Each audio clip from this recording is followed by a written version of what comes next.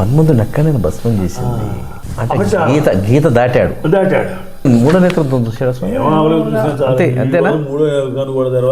ఆయన మన్మధుణ్ణి ఒక్క శ్లోకం స్వామి దాని గురించి ఒక అద్భుతంగా. శివశక్త్యాయుక్తో యది భవతి శక్తః ప్రభవితుం నచే దేవం దేవో న ఖలు కుశల స్పందితుమపి అతస్త్వామారాధ్యాం హరిహర విరించాదిభిరపి ప్రణంతుం స్తోతుం వా కథమకృత పుణ్య ప్రభవతి.